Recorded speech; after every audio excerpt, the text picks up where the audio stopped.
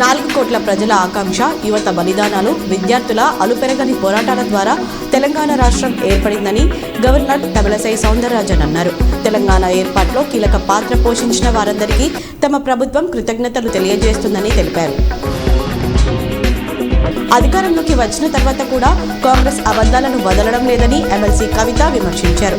రాష్ట్ర గీతం గురించి సీఎం రేవంత్ రెడ్డి మాట్లాడడం హాస్యాస్పదంగా ఉందని అన్నారు.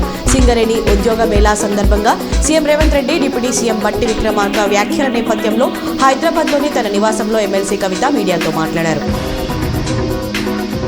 బీఆర్ఎస్పై కాంగ్రెస్ సర్కార్ కక్ష సాధింపు చర్యలకు దిగింది. అసెంబ్లీ ప్రతిపక్ష నేత కేసీఆర్ ఛాంబర్ను కాంగ్రెస్ సర్కార్ మార్చేసింది.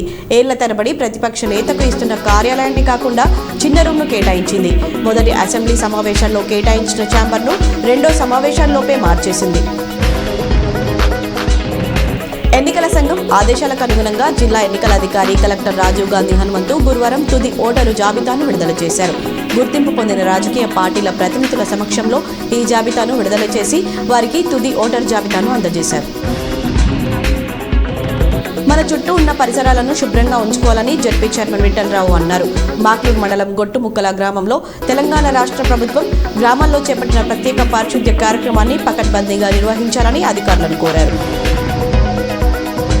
జిల్లా కేంద్రంలోని వినాయక్ నగర్లో గల ఈవీఎం గోడౌన్ను కలెక్టర్ రాజీవ్ గాంధీ హనుమంతు మంగళవారం సందర్శించారు. త్వరలో జరగనున్న పార్లమెంటు ఎన్నికలను దృష్టిలో పెట్టుకుని ఎలక్షన్ కమిషన్ ఆదేశాల మేరకు ఈవీఎం గోడౌన్లో ఎలక్ట్రానిక్ ఓటింగ్ యంత్రాల ఫస్ట్ లెవెల్ చెకింగ్ నిర్వహిస్తున్న విషయం విదితమే.